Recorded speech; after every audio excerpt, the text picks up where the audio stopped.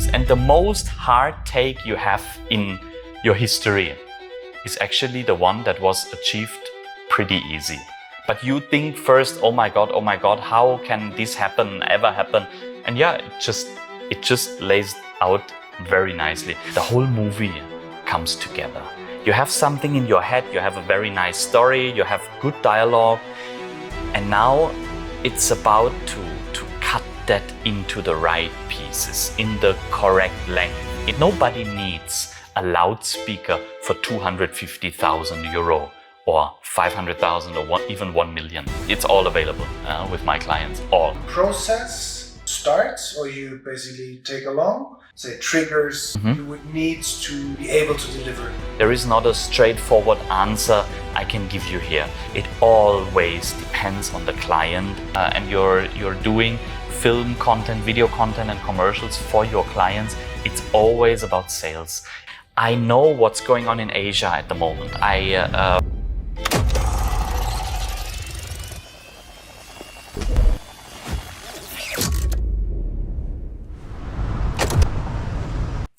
Hi Chris, nice to have you here.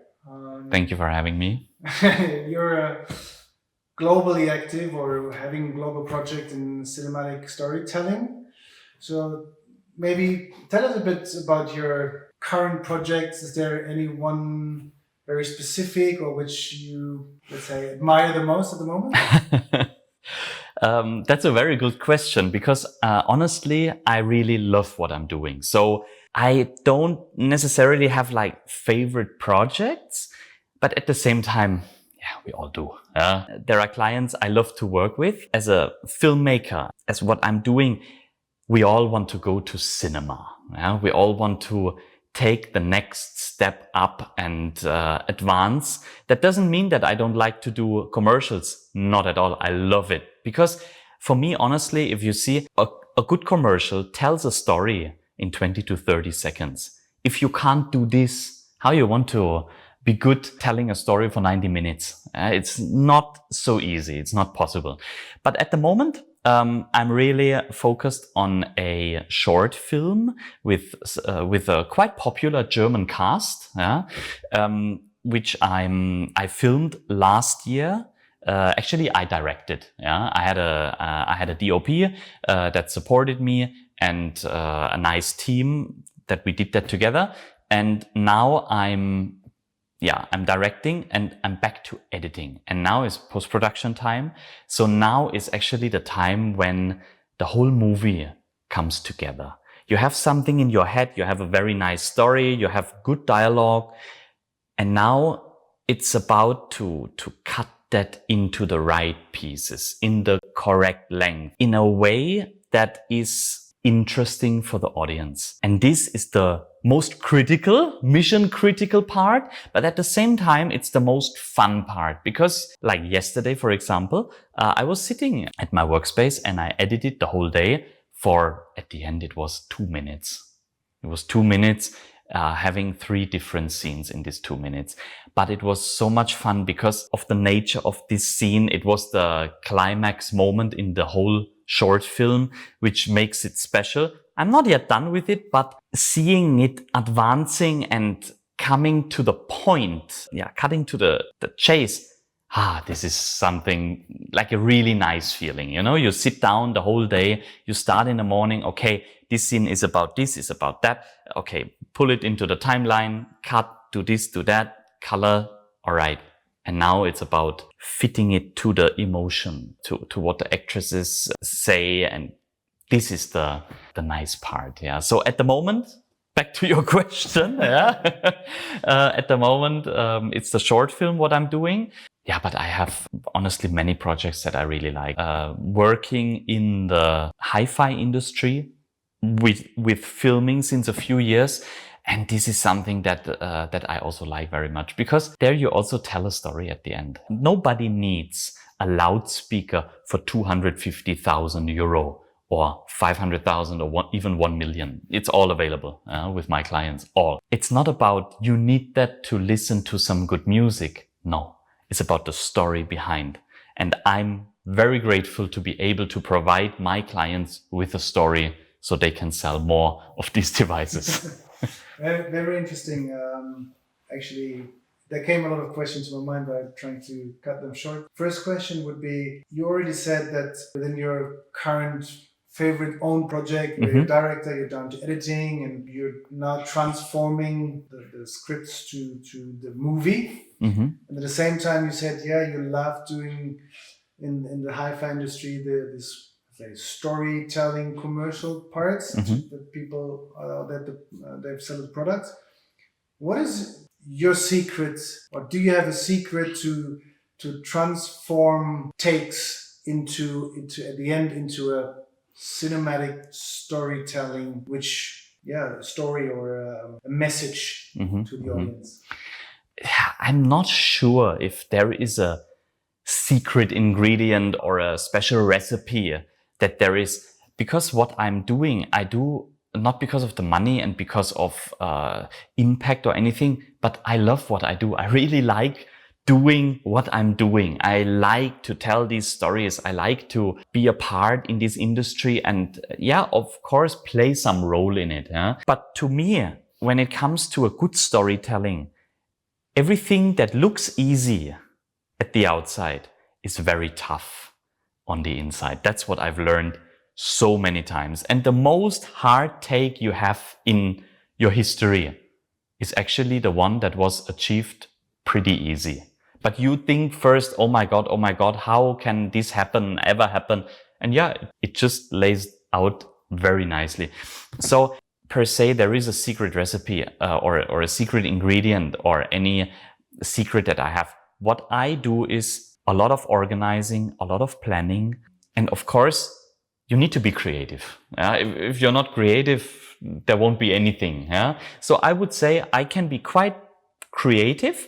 And then I will, when we talk about commercials, I will go to my clients with my ideas and I introduce them to my ideas. And of course, my ideas, they differ from the branches I work with or the genres my customers come from.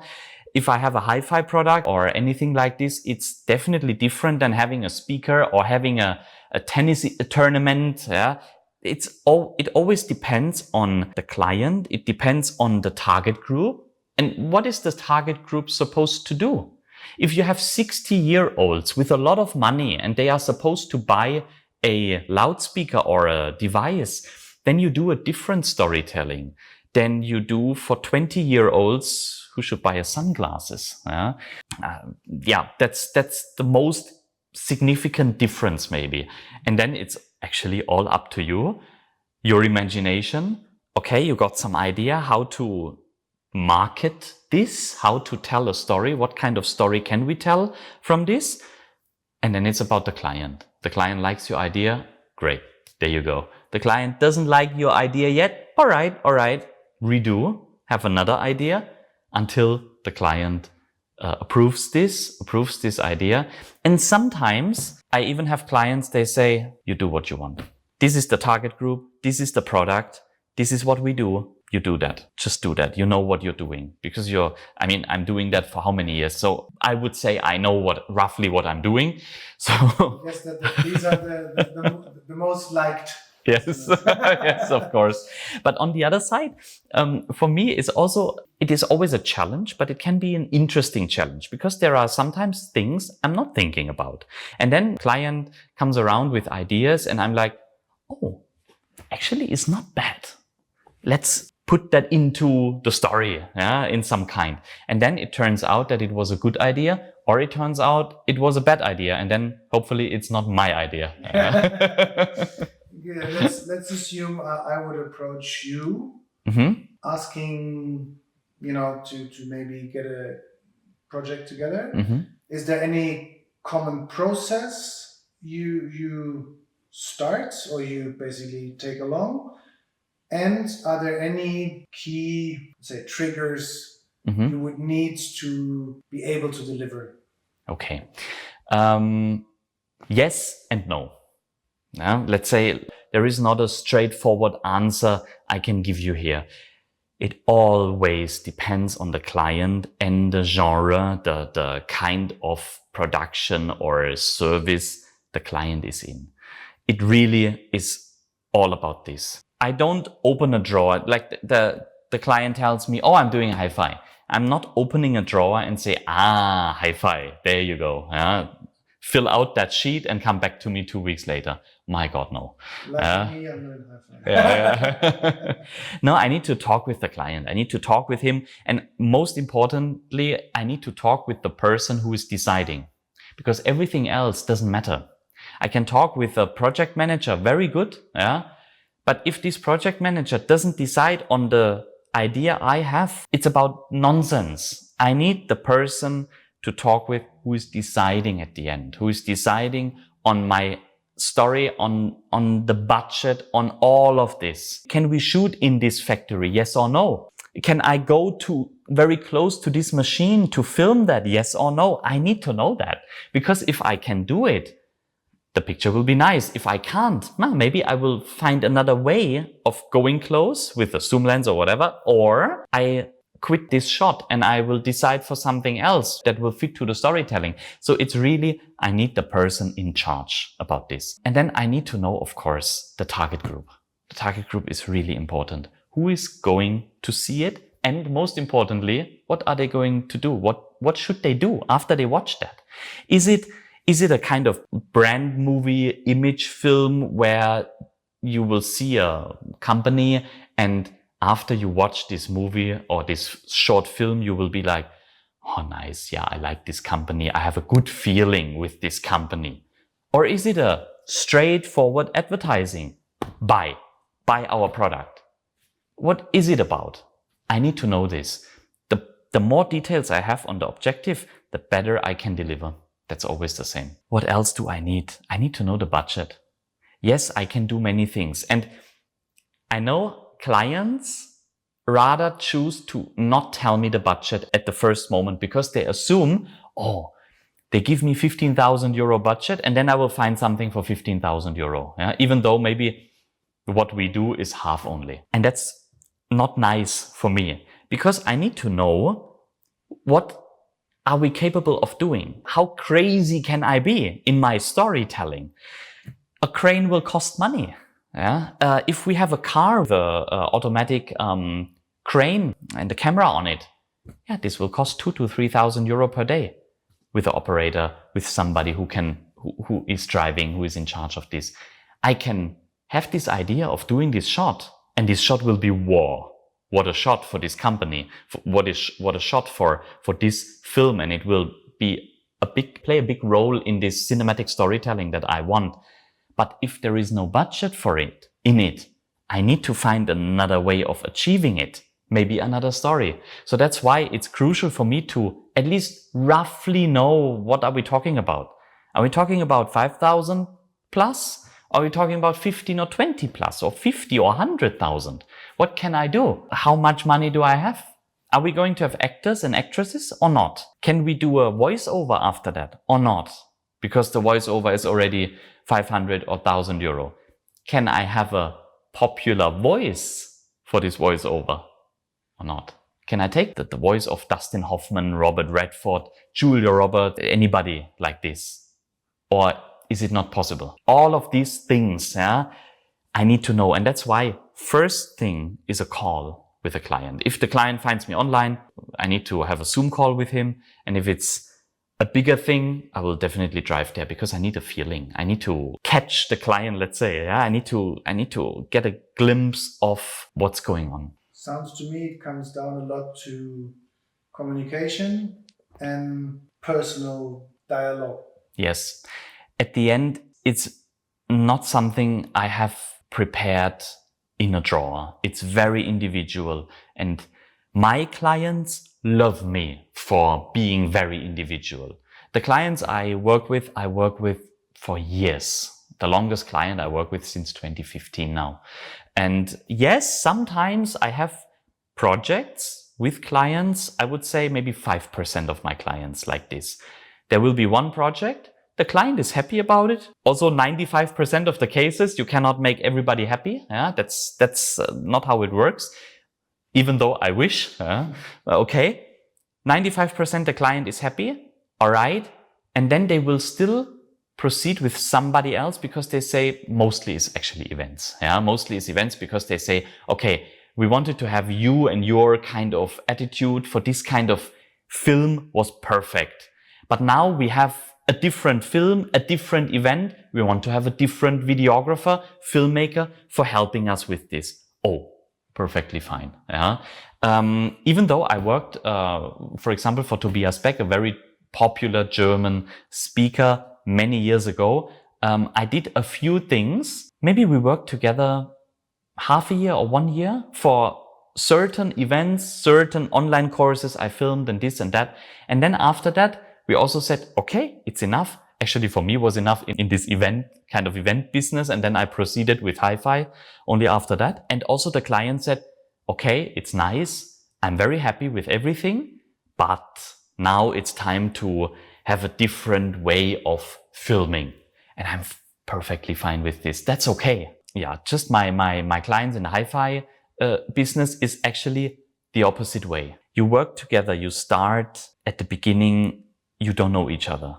You start, you find a good way of dealing with each other. I know my client knows me. And slowly we find a way of how to achieve the best result. And this is also the clients that will not let me go, let's say. Yeah, I had to raise prices actually last year, 2023. I had to raise the prices because everything was going up 15, 20, 25%. Also, what I buy in was going up, so I have to raise prices. All of my clients, there was not one single one said, oh no, we cannot do that. They all said, yeah, it's okay. Can understand. I mean, Chanel raised the prices for the standard handbag from 7,000 to 8,200 or 8,500 euro. Yeah, and it's a premium product. And what I do is also definitely a premium product. But I'm very grateful that my clients follow me with this. Speaking about clients, yes, I know you're traveling a lot. yes. Do you have any like regional hubs or any kind of regions where you say these are my primary business-wise hubs where you're active or where also, speaking about clients, your clients are active or where it's interesting for clients? Yes, definitely. You mentioned that I travel a lot. That's true. Well, most of my clients, I have to say, they're in Europe. Yeah, I have them in Switzerland, in Austria, in Germany, in France, a few in Spain, but mostly is the German-speaking area, let's say. Yeah, Germany, Switzerland, and Austria. That's also where I spend most of my time filming. Then another important hub is Dubai, the United Arab Emirates, where I have one hub where I regularly am and where I also have clients. And then a rather new hub, business-wise new hub, not private life-wise, is Malaysia. Malaysia is where I live, my home, but where I still travel a lot away from, honestly. I mean, half a year, I'm not at home because I'm just traveling and having to do, dealing with projects in London, in Barcelona, in Mallorca, in Baden-Baden here, where we are now, Cologne, Hamburg, Berlin, Munich. Next week, Munich, for example, again, for a fair, for big hi-fi, high-end fair, the biggest hi-fi fair in the world. Of course, my clients are there, so who needs to be there? Yeah, it's me.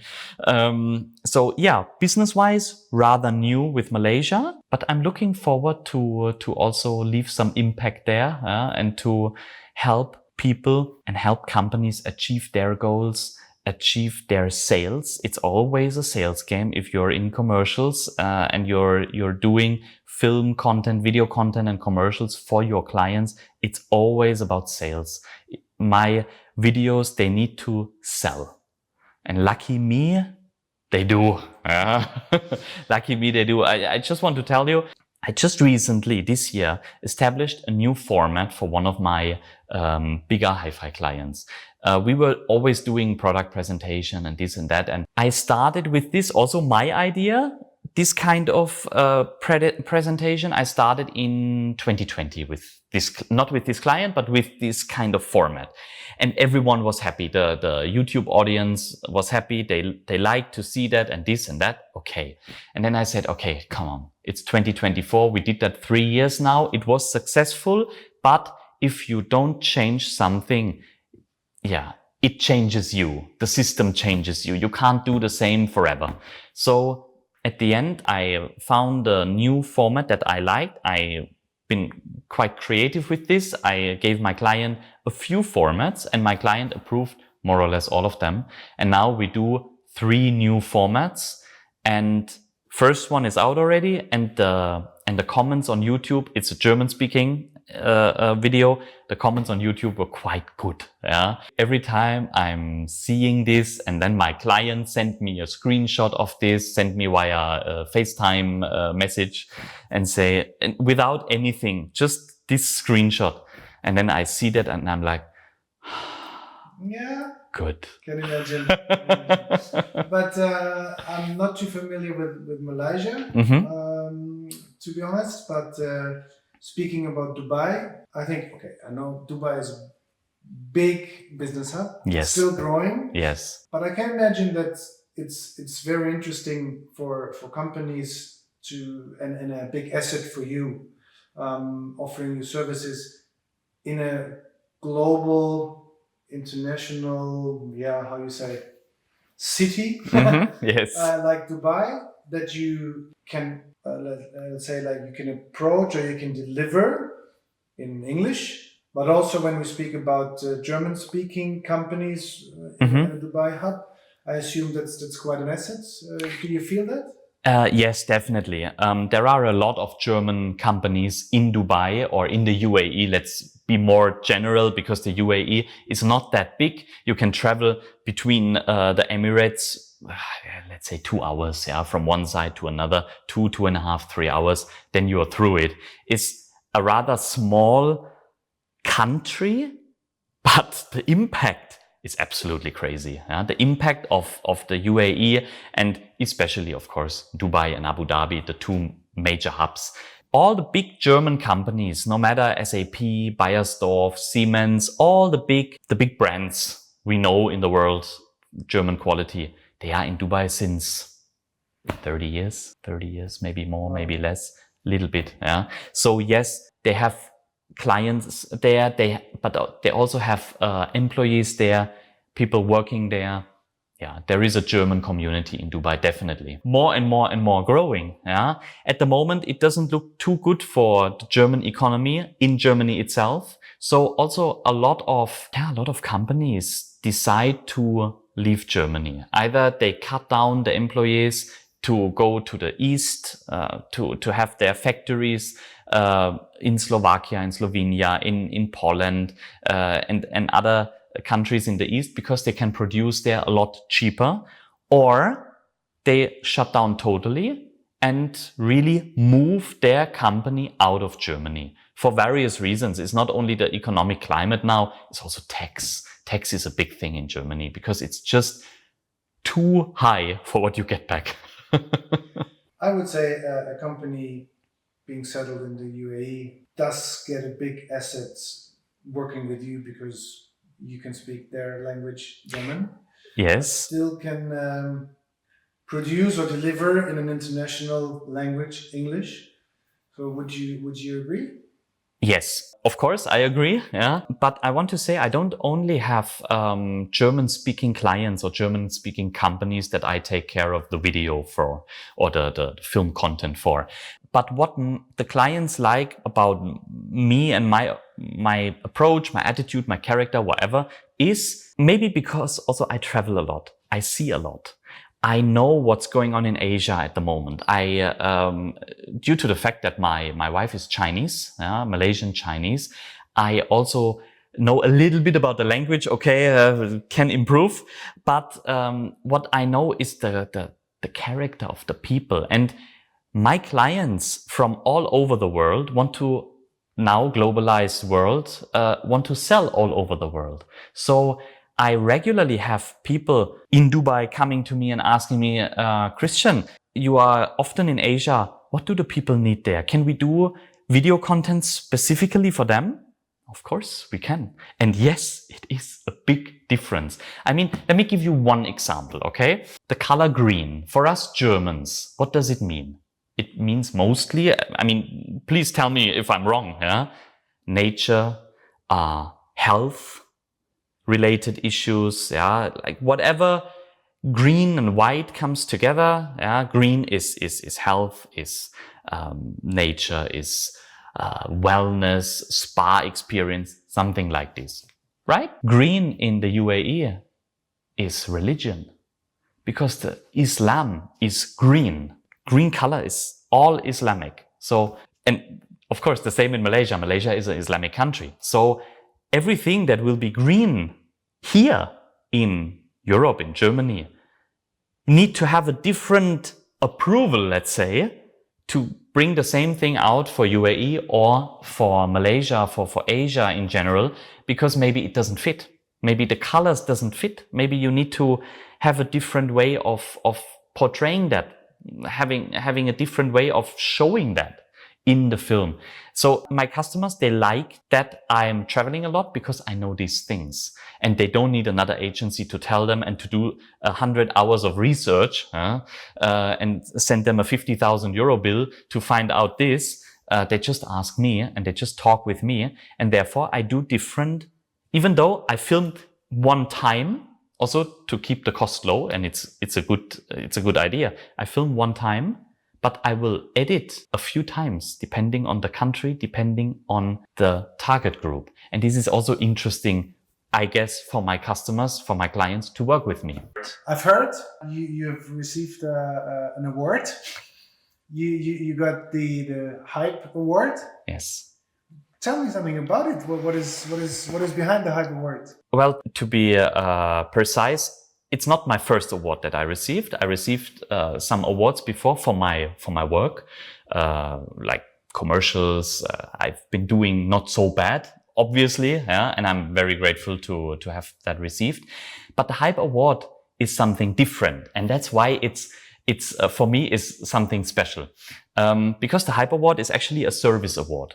Jury, they will check about my clients. They will contact my clients, and they did. I needed to give them clients so they can contact them and check with them. I don't know what. They asked them, yeah, for sure. Are you satisfied with the work of me? How was the outcome? Did you gain sales revenue? Did you do this? Did you do that? And so on. And they talked with them, as far as I know, 30 minutes in a call, or even 1 hour, I heard from one client. After that, he told me, because they are not allowed to talk with me about what they said and so on. But at the end, I received it. They claim that they have 20,000 people applying for it per year, and only 400 people will receive this award, actually.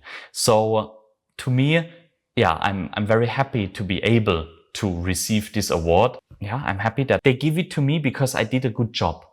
And this is what I want to do. I want to help my clients be successful. When they are successful, I'm successful. Yeah.